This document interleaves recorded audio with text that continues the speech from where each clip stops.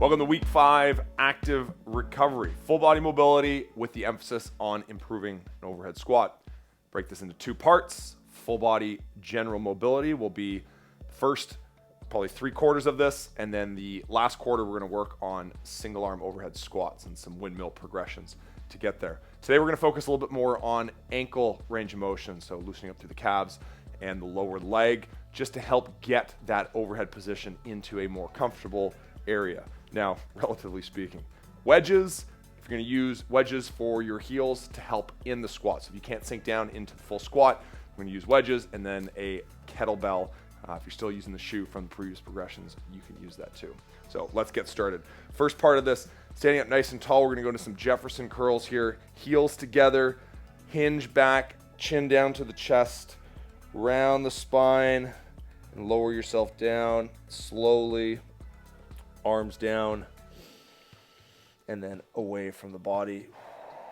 Arms come back up. Slowly keep that chin tucked to the body, hands on the tops of the hips.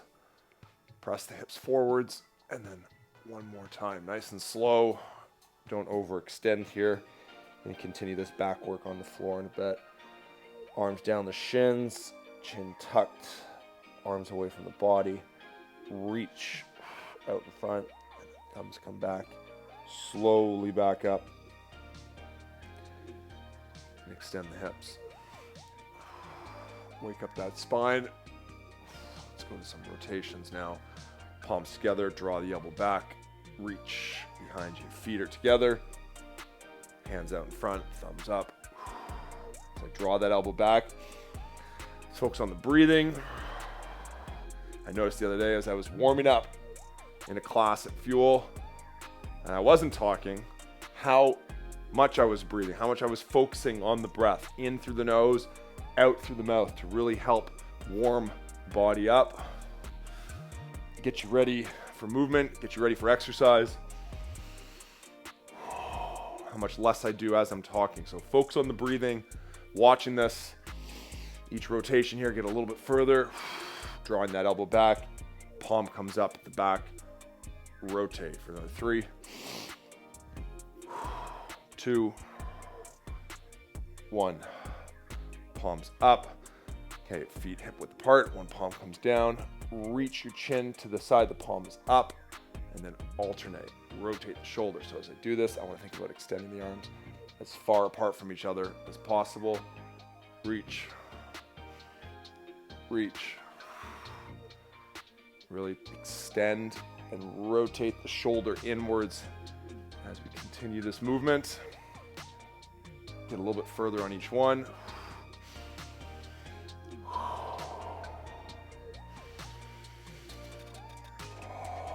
2, 1. Arm circles. Loosen up through the shoulders. Feel a little bit through the chest, especially those of you who did the strength circuit earlier this week. 3, 2, 1. Switch directions. Again, in through the nose, out through the mouth, and then across the body. Open up through the shoulders. So not just shoulders we want to focus on. I mean, everything is a full body, but we want to think about the spine. So think about the shoulder blades squeezing together. Okay, not just, often when you say shoulders, you're thinking about the actual shoulders themselves. But let's feel those shoulder blades gliding back, squeezing together, and then separating. 2, 1, keep those palms up, reach to the opposite shoulder blade, and come back, reach to the opposite shoulder blade, and come back. So as I do this, okay, this is where my mobility is poor. I should be able to try get those hands up to the shoulders, work on the internal rotation of the shoulder. Do a bunch of these here. A lot of this, sort of like the groin, it's almost like a defensive mechanism where your body wants to just protect itself from getting into a vulnerable position. So you tighten up and you're not able to get through that full range of motion in a relaxed position. So try not to force it. Just go where your hand wants to go, and then each time see if you can get up a little bit higher. In through the nose, out through the mouth. I really think these breathing reminders are probably more for me at this point.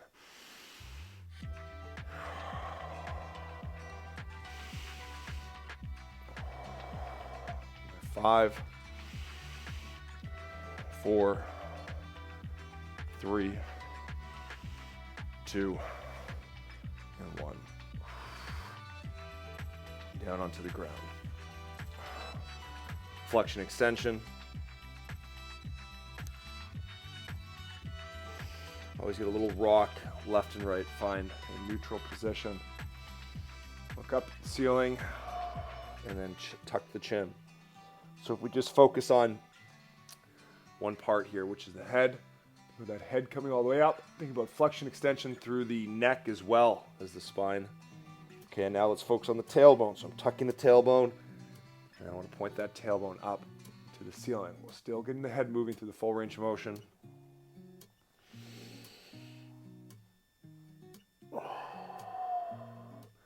Okay, now I want to focus on the shoulder blades. So as I get extended here, looking up, I want to squeeze those shoulder blades together. And then as I flex, I want to separate. I want to push into the ground. Try and combine those 3 portions of this flexion extension. So think head, tailbone, and shoulder blades. Complete this full movement with a deliberate extension and flexion. Not just going through the motions.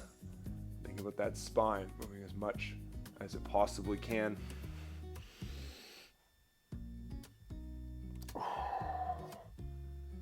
One more cycle here.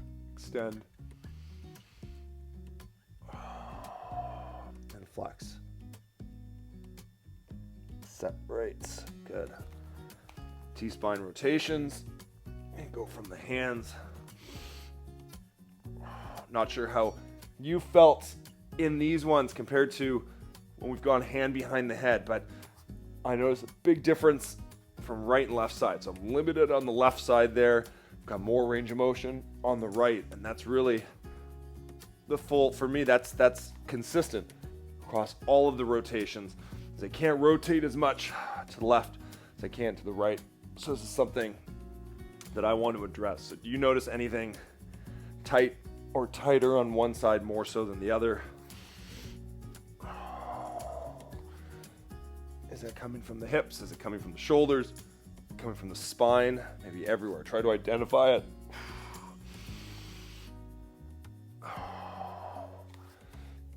Does it loosen up in certain mobility exercises? Are you feeling it stay tight? If it just stays tight, then we want to move on to something else. And because you're all at the mercy of how I feel, I can feel this loosening up. So I stay here a little bit longer until I don't notice a significant difference anymore. It was the pop I was looking for. Okay.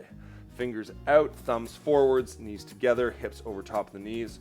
Drop the hips down, side to side. Big deep breaths.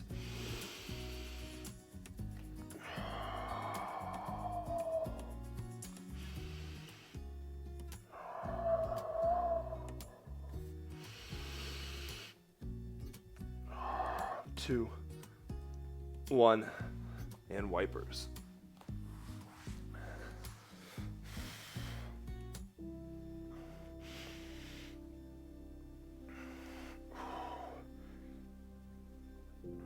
So I'm starting to think about the next cycle, what we can focus on.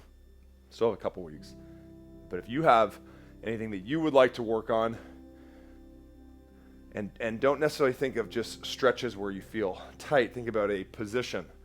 Think about like this one, the overhead, single arm overhead squat. You could design a mobility series around improving it. So what is it that you need improvement on? You can get some ideas.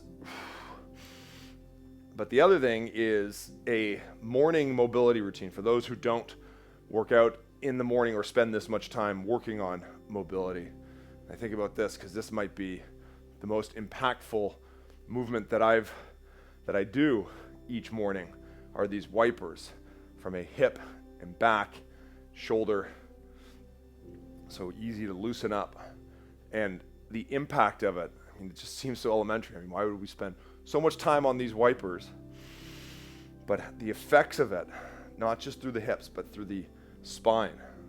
And the reason why I spend so much time doing this, I can feel the difference in not just in the range of motion, but how I move immediately following this and throughout the rest of the day.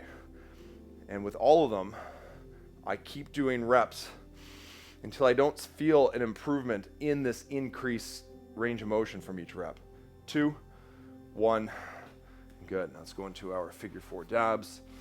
So from a morning mobility routine, where I was going off on that tangent, it's reach palm up, and then back leg comes forward, cross leg. Is that a morning mobility routine? Could also be an idea. Sort of shorter, more focused, less broad. We're doing a lot in these ones. They go up to 50 minutes, cover a lot as an idea.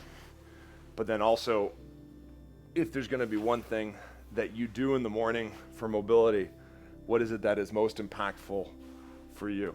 And if you don't know yet, the first part of these, and we're 10 minutes in already, right? And this is what we spend in a class, maybe 2 minutes tops, what we've done.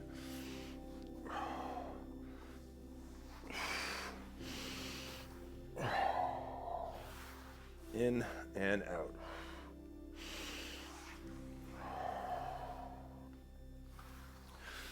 The other thing I've noticed while we're on the NA fuel class is when we do this in the class, and I see how much difficulty or how much people struggle with this motion, just going through this motion with the hips. Actually, 2 more coming up here. And some of it is patterning, so getting used to this movement pattern, being able to comfortably rotate the hips, find the balance points, because it's a little tricky when you first start it. But a lot of it is stemming from hip flexor or hip mobility. So what we did with the wipers before with the hands down, we're now going to take the hands off the ground. And what we want to focus on here are knees coming up simultaneously, feet staying on the ground, knees coming down simultaneously. So over and back. This one you feel more of a pinch through the hips. You put more onus on the muscles creating the movement as opposed to your position. So the hands behind make a big difference. Okay, you will scooch forward on these. 3, 2, and 1. Get in the frog. Knees out, nice and wide. Pulse.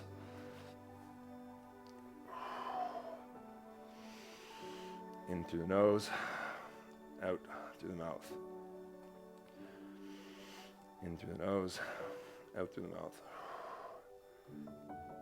So those similarities we have from workout to workout here with the movements might seem, well, I could just do the exact same one each time. But there will be an emphasis on certain areas. So there's going to be a general focus. Here are the movements we want to work on, and then each time, especially after doing the single arm overhead squat, we realize, okay, where are we limited? Is it the rotation through the T-spine? Is it the ankles? Is it the hips? Is it the shoulder position? So we'll spend a little bit more time in those positions, or focus on one more so than another. And if we don't spend a lot of time on one, and then we go in the overhead squat and we don't notice a change, then you can assume that what it was we didn't spend a lot of time on isn't important. Vice versa, if we skip something like, okay, this feels a lot more difficult, keep pulsing, then it's something that we focus more on. So the repetition that we do here helps us get more in tune with our bodies through these motions. So it's not the movement that's limiting us. It really, we can focus on the full range of motion. As I was saying, those figure 4 dabs. Okay, I'm feeling the stretch even out now. From this position, we're going to thread the needle, reach, and come up, and then alternate. Hand comes down, other side. I was saying the figure 4 dabs, the movement pattern is limiting. So for some people, you need to learn that movement before you can get the full benefit. And by doing lots of reps, we're able to better learn movements so that the pattern is not limiting. We can focus on mobility. All right, and reach. So now what we're going to do, we're going to thread the needle, but I want you to bring the shoulder down as much as you can. Reach down, come back up. Don't worry about the rotation up. And then other side, reach down. Aim to get that shoulder down the ground.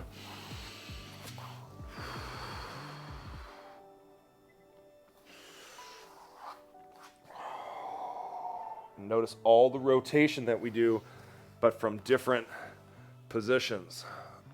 So from a beast, or from a kneeling to a standing to a frog, and how it feels different almost each time. For those of you that are more mobile, find these areas you can get a little bit deeper into, because this isn't necessarily just about flexibility, getting these movement patterns, allowing the joints to move freely through these movements.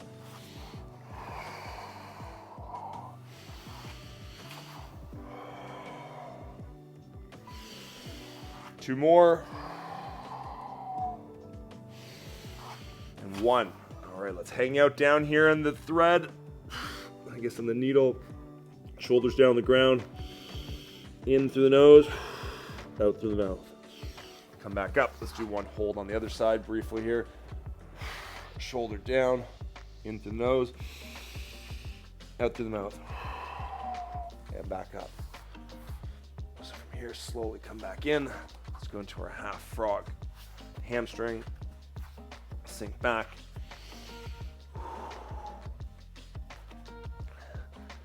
Sinking in.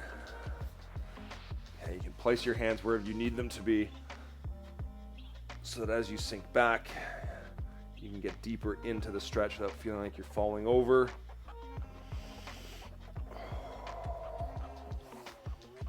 Five, 4, 3, 2, 1.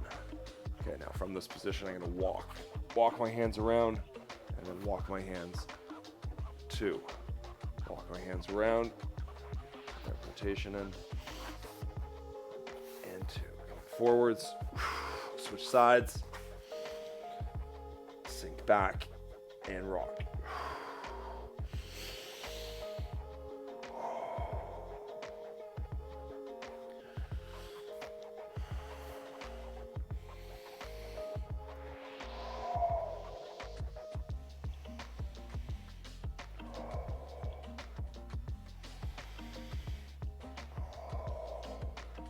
Three, 2, 1. Sink back. Let's walk around.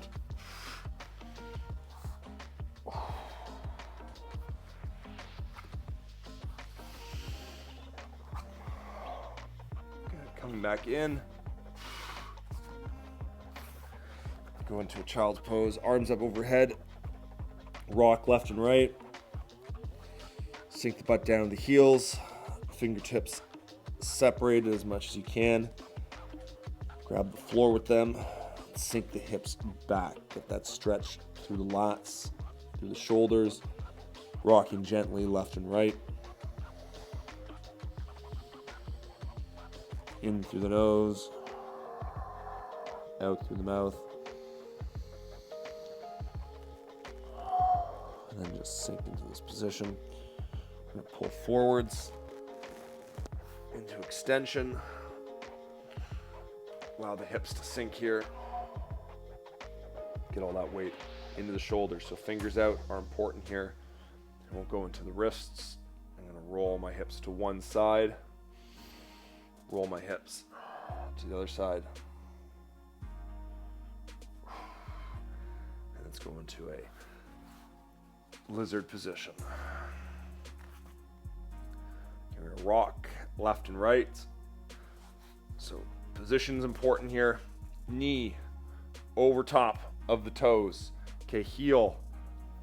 Make sure the tripod foot, heel, pinky toe, big toe are on the ground. So I'm pushing that knee forwards with my forearm here. I get that position. What you want to avoid, don't have the knee back. We want that knee forwards. Adjust your back knee as much as you need to get into this optimal position. I've maintained my arch. Okay, make sure you're maintaining that arch. Knee over top of the pinky toe. I'm going to push the knee out, look over the opposite shoulder, and then hand on top of the knee, look up, rotate behind, look back, and then look up.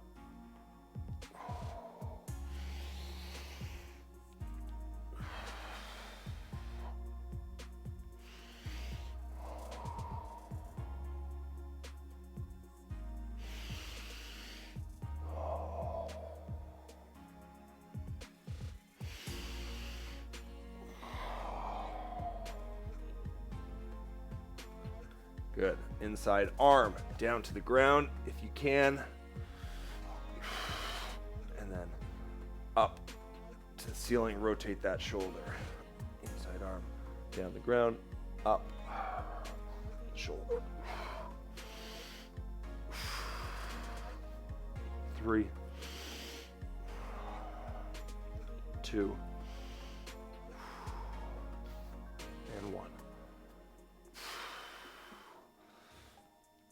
All right, let's sink into this a little bit deeper. Maintain that knee forward position, tripod foot. I'm just going to rock a little bit in here. Try to get a little bit more depth into the squat. Another 3, 2, 1. Straighten out the leg. Sink back. Feel a stretch in the hamstring. And then let's go on to the other side. Okay, so knee forwards, tripod foot. Again, notice how far forward the knee is. I am not back in this position. It's important. Adjust your back knee so you can get here, maintain that tripod with the arch. And then we're going to push the knee away, look over opposite shoulder, rotate, look up, look away, and look up. Putting pressure on the knee, help create some leverage. Rotate.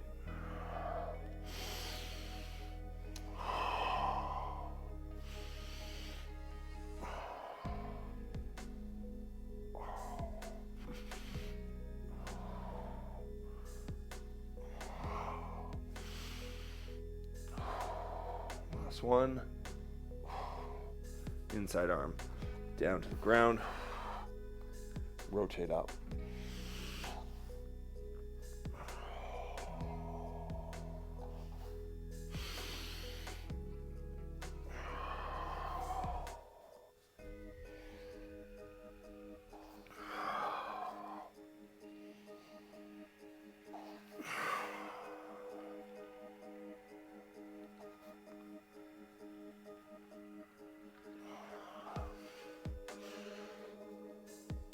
Good. Straighten up the leg. Sinking back.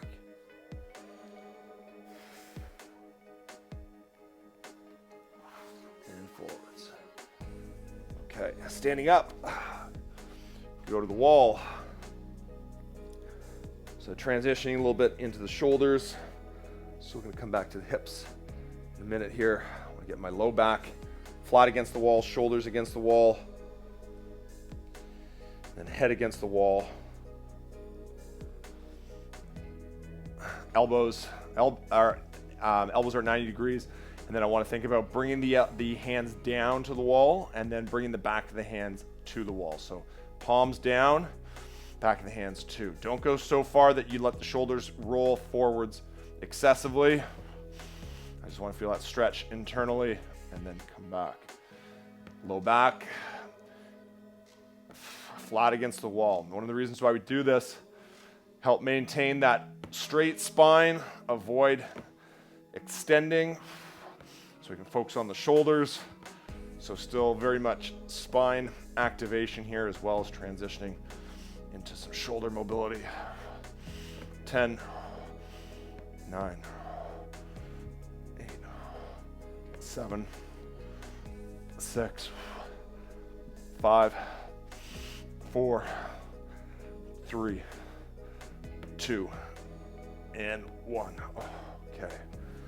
So before we get into the overhead slides, now I'm going to the other side because I've got something to hold on to here, but you can still stay on that side. We're going to go into some hip airplanes. So we've de-emphasized these a little bit, something that add into every warm-up routine. So let's first get our hinge.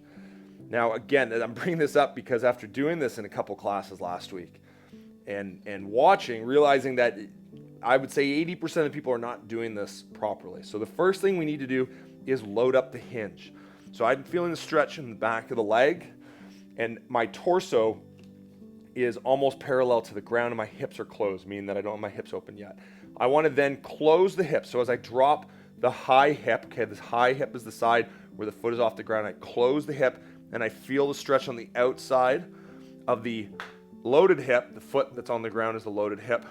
Okay, feel that stretch on the outside. This is where I want to start. Then as I open up, I want to open up that hip up as high as I can. I want to feel that stretch now on the inside of the loaded hip. Okay, inside a loaded hip, and then I come back down and close.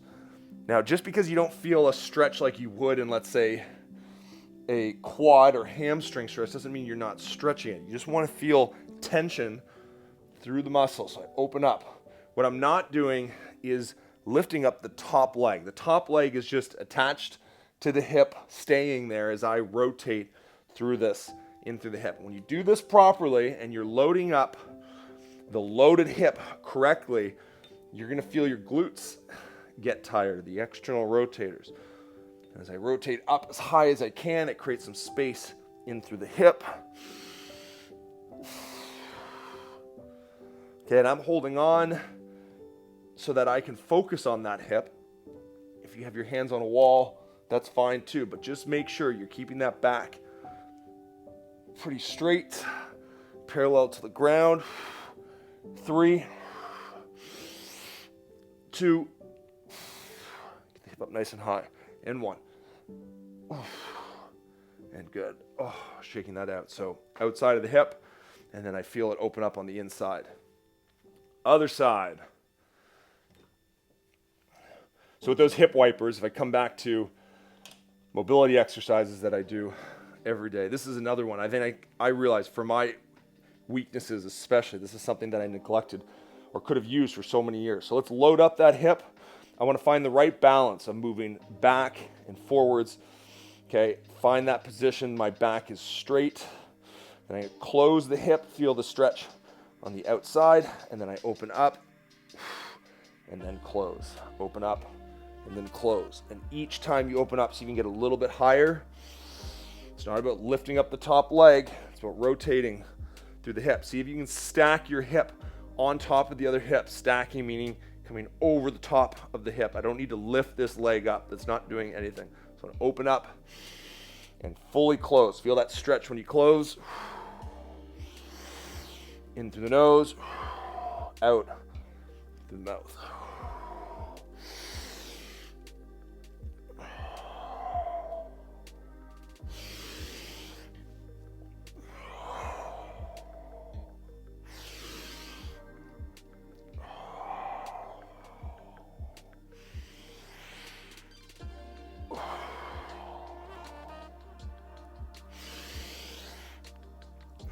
Ten more reps. 9, 8, 7,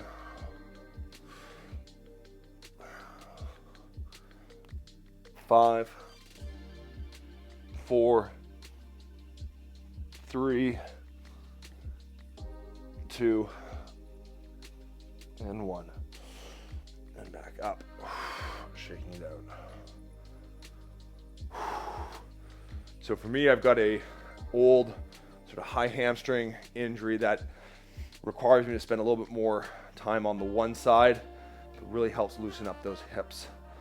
Okay, so coming back, shoulders against the wall. I want my low back flat, elbows 90 degrees, backs of the hands starting on the wall. I want to lower these down as much as I can, the elbows down as much as I can while maintaining this position. Backs of the hands on the wall. I want to hold this, and what I want to do is I'm going to actively push. So I want to push for 5, 4, 3, 2, 1, and then when I relax, you're not actively pushing, but you're still maintaining that position. Okay, so for me, if I have a look at my hands, I can see I'm really extending the left hand a lot. I don't want to excessively extend the wrist, I should say, not the hand, extending the wrist just a touch. I want to try and get that wrist up against the wall. So press again. Another 5, 4, 3, 2, 1. Relax. Let's go one more here and push for 5, 4, 3, 2, and 1. Let's go into our wall arm slides. Right into it. 20 reps.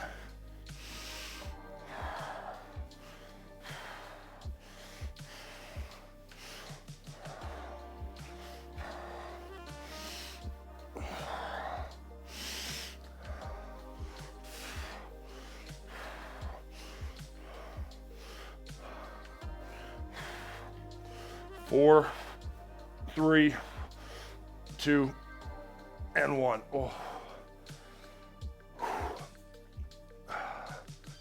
right, those for me, that's gonna be my secret. That's gonna be my, when I say secret, I can improve those. I can improve a lot of things. And when I say improve, being able to get that externally rotated so I can keep my hand right up against there. Okay, so going into some ankles, transition back to the floor in a minute. But since we're up, okay, using the wall, I want to find call this a sprinting position. So a lean forwards where I've got my heels are just off the ground when I'm relaxing here, and then I have to push them down to get them down to the ground. So if they can touch the ground easily in a straight position, then you need to move a little bit closer. All right, and to find this position where you got a straight line from your torso to your legs. And then as I pedal out the heels, I feel the stretch in through the calf, in through the soleus. So keeping the arms against the wall here, shoulders will get a little bit tired. I'm focusing on the ankles now. So as I drive the heel back down into the ground, I want to think about stretching through the calf, but also stretching through the soleus. So calf is the upper part of the lower leg. The soleus is the lower part. So think like Achilles versus the little ball just below your knee. Okay, so the gastrocs or the calves just below the knee, your soleus where the Achilles is. And how you feel that is that you maintain tension through a bent and straight knee. So as I push down, I'm not just going from a loose position to a tense position with a straight leg. I'm actively pushing down as if I'm pushing the wall. So as I push the heel down into the ground, I'm pushing into the wall, and I keep that tension all the way through that stretch, not just from the straight leg. Kind of hard to, if you don't understand that part, it's hard to feel this without me touching specifically where you should feel it, but I've got a dynamic stretch going from the heel all the way up below the knee. As I'm pushing down, push that heel down. This is sort of the equivalent when I think it might have been week 2, we used the kettlebell, help loosen up the calf. Okay, and as I press down, okay, open up my arms as my shoulders get tired, which is okay, this is part of it. Feel that stretch evenly on both sides from the calf to the Achilles. Now I'm going to focus on one side here. Now my goal here is to feel the stretch evenly through the leg, and again, knee over top of the toe. This is deliberate. Find that position at the bottom of the squat, and let's switch sides. Okay, if your shoulders are tired, you can take a little break, but try to take breaks when you switch legs, not in the middle of the stretch on the one leg. Another 3, 2, 1. Coming back up to the mat. Feet together, knee circles. I've got a little more range of motion now after doing those stretches. 2, 1, switch directions. 5, 4, 3, 2, 1. Let's go into our squats. So I'm using the edge of this mat here as a bit of a wedge. Sink down, pedal out, and then come back up. Sink down, pedal out, come back up.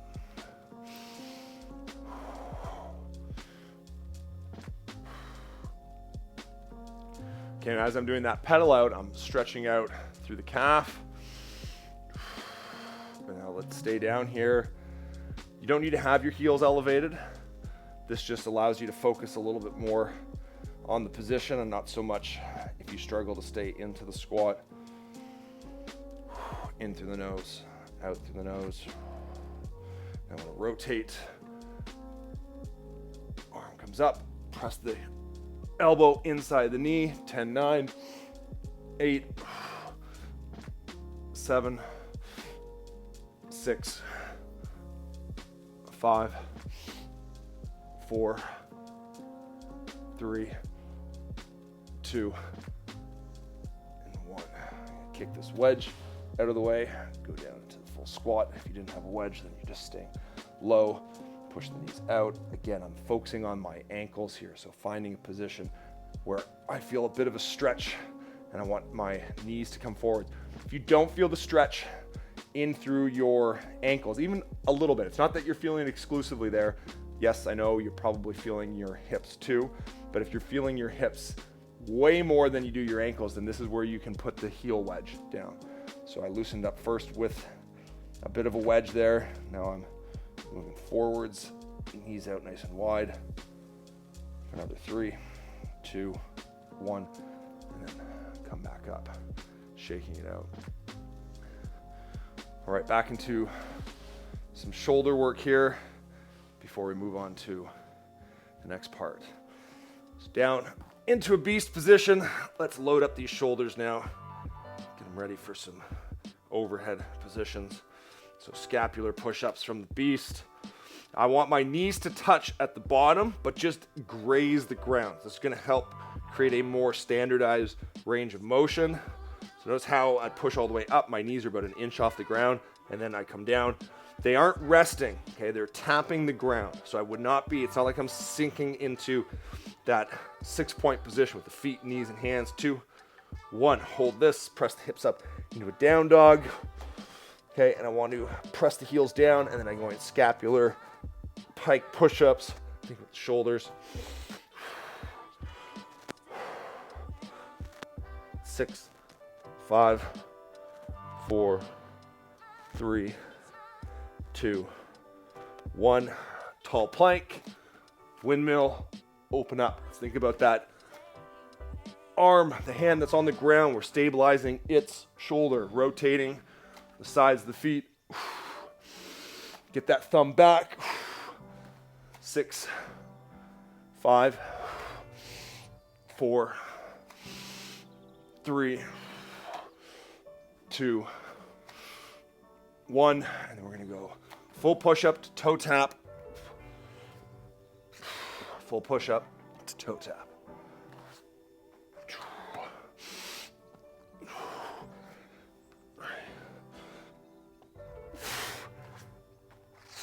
Good. From here, you're going to stand back up, go into the wall. So we're going to get your arm up overhead.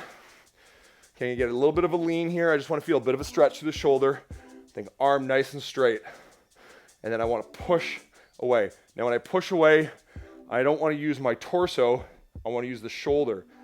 So as I lower myself into this to feel the stretch, I push the arm into the wall to come back up. And I should feel the stretch down the outside of the shoulder, maybe a bit of the lats, depending on where you're tight. Just find the right angle.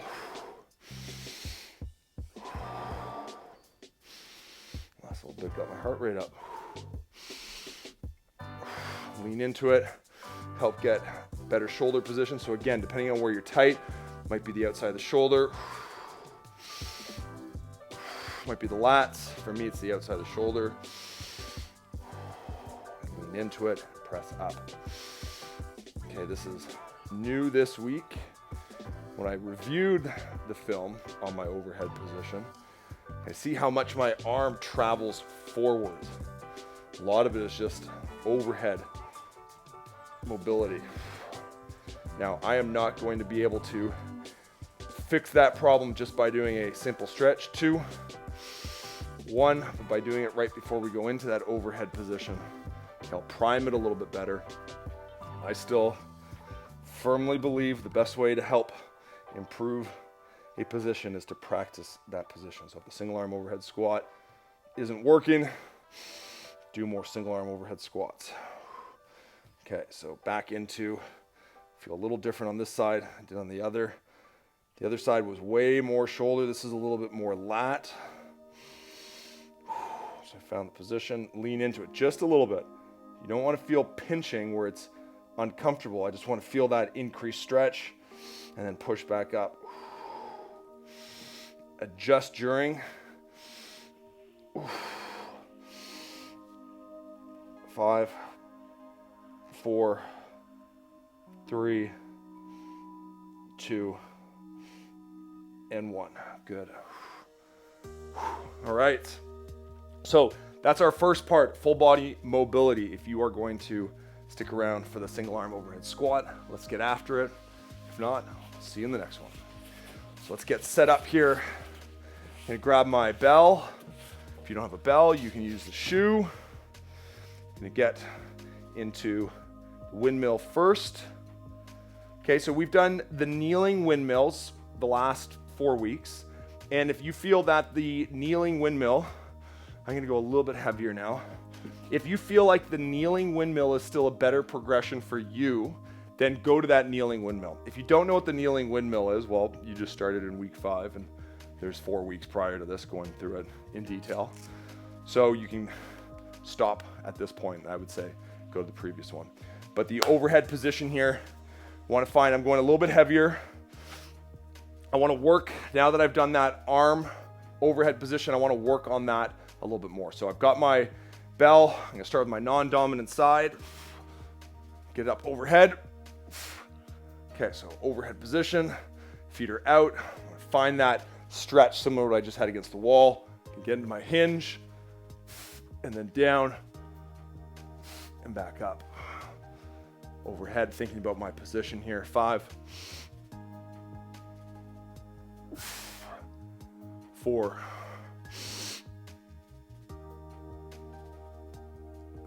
3.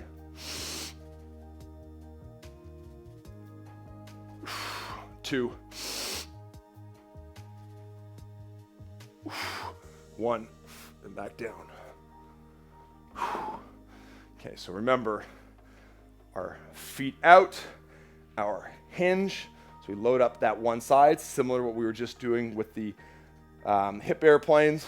And then as I lower myself down, I am spiraling, but I'm continuing to create that tension through the hip.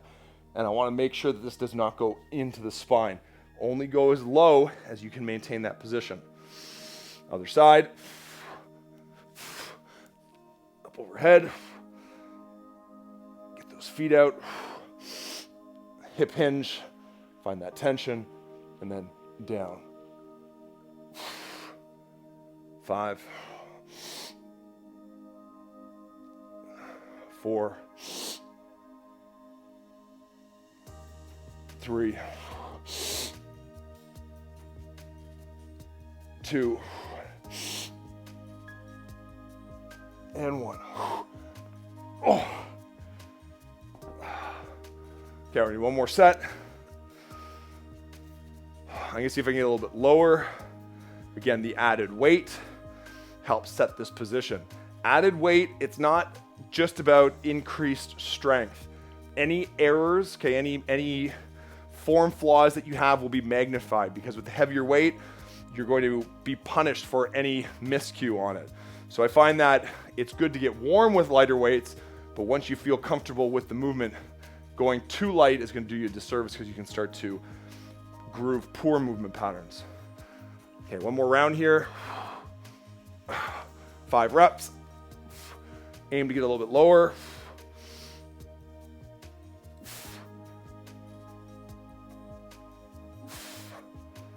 5, 4, 3,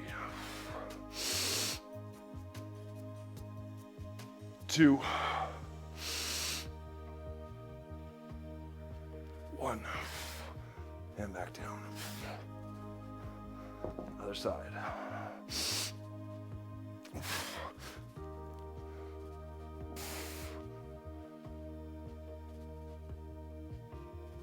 5,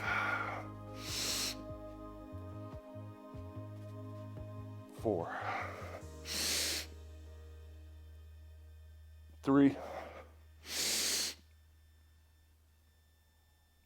2, and 1. Good. Okay, so the heavier weights there help prime the shoulder. Now I go into the lighter ones. Wedges, if you need them. Okay, so reviewing last week's overhead squat, I, especially from the side, see how much far forward my shoulder comes when I'm flat. Now, part of that's because, as I said, I can't get my knees as far forward as I need to keep a vertical torso. So I end up pitching forwards, and then I can't get my shoulder back to compensate.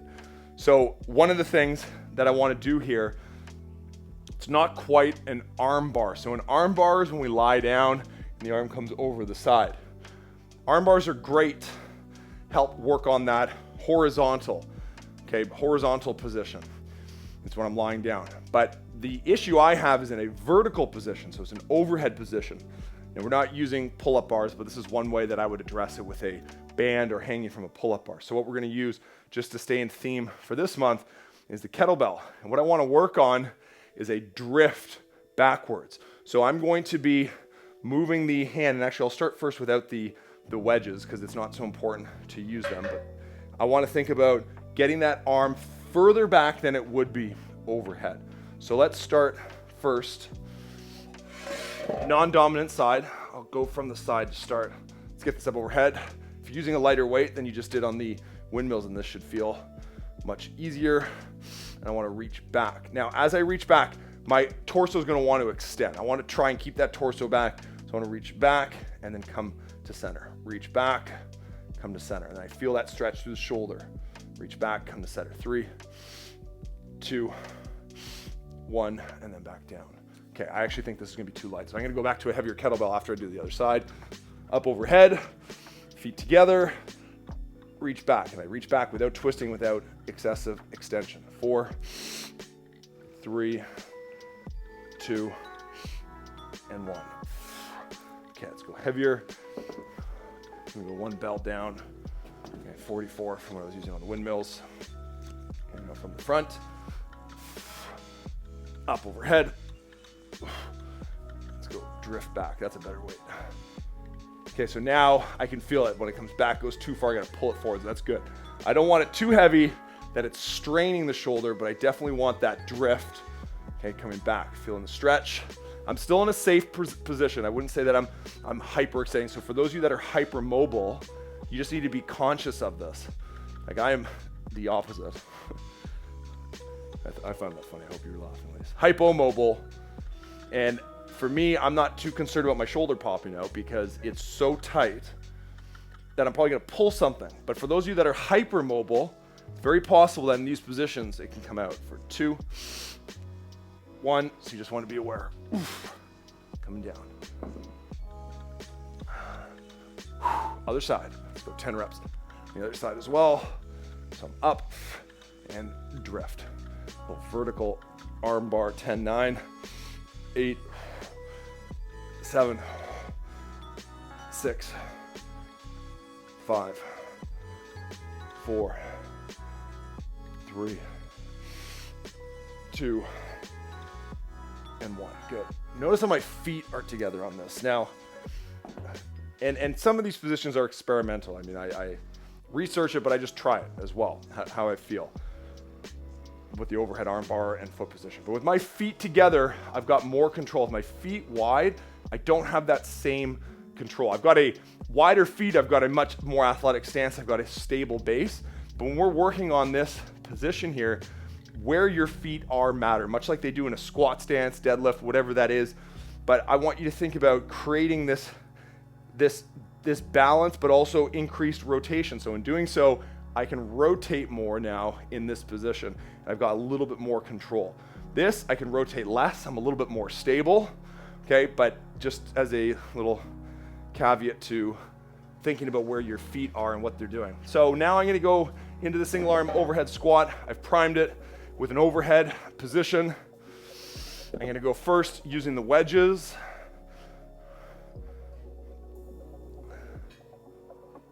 All right, so find your squat stance. So I'm slightly open here. And we're gonna go 3 reps. Start with your non-dominant side.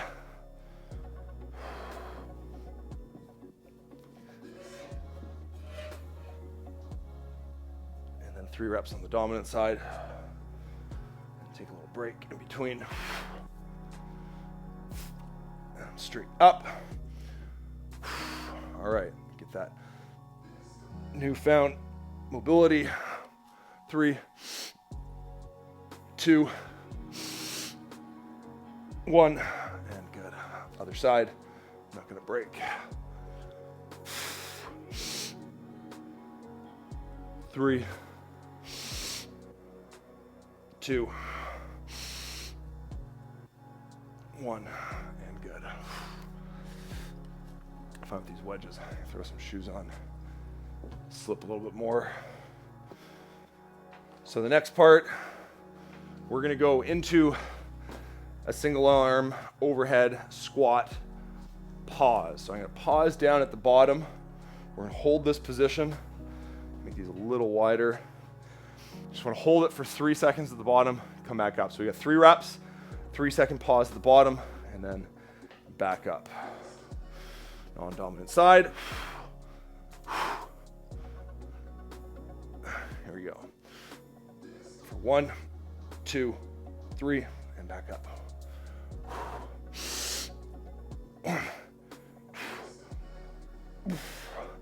One more.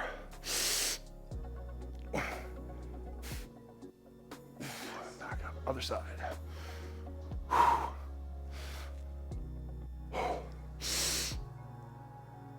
1, 2, 3. Back up.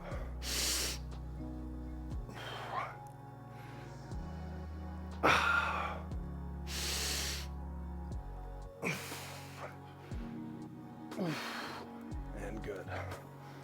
All right, that's when you start to feel where the position flaws are. So when I'm down at the bottom, arms up overhead, I feel the opposite side of my back, and that makes sense because I'm preventing the rotation. So for me, those holds, I can tell you ahead of time what week 6 is going to be. It's going to be creating some more time under tension in that position. So wedges will help with that, more overhead position. But let's go into our wedge lifts. Okay, if you can do it, overhead squat to measure progress, record it if you can. Okay, I'm going to do 3 reps times 2, both sides here, no holds, and we're done for the day, done for the week. Up overhead. Here we go.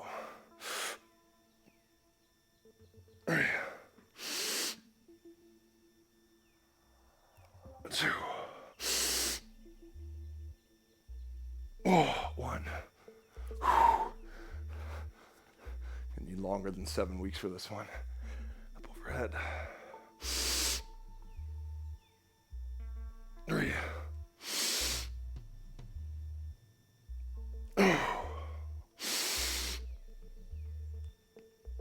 And 1. Whew.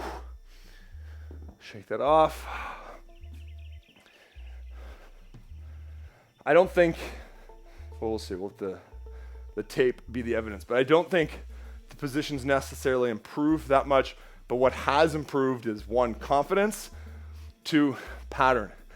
And what that means is consistency, doing this frequently, getting the reps in. That's where the progress is going to come.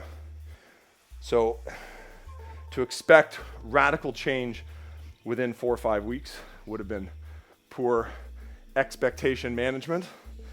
But I knew this going into it. This is going to be something that, although we're not going to continue focusing on this for each cycle, it's going to be something that I do. And likewise, you find anything that we're doing in any of these active recoveries where there's an area of opportunity for you to improve, I suggest doing the same. Spending a little bit more time on those weaknesses. Okay.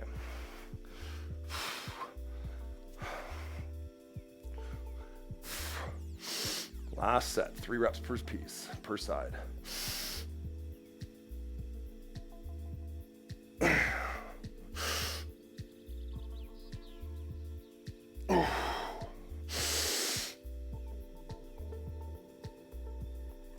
See, if that was a heavier bell, it would drift forwards, it would just crush me. Wouldn't be able to get it done. Other side.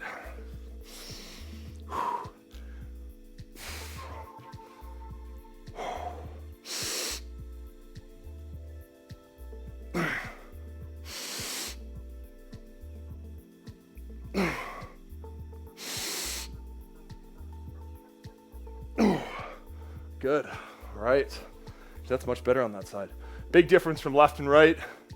It's not like, because you're squatting. The squat's the same. You've got a little bit of counter rotation with the overhead position, but it's really going to be coming down to, for me, especially after doing that, increasing the range of motion through the shoulder, which will be next week. Week 5 is done. A couple more weeks. Again, if you've got some ideas, what's something you want to work on, position you want to improve, really anything, let me know. For the next cycle, we'll be changing up the pace a little bit, obviously moving away from this, but we'd love to hear your ideas. Okay? See you in the next one.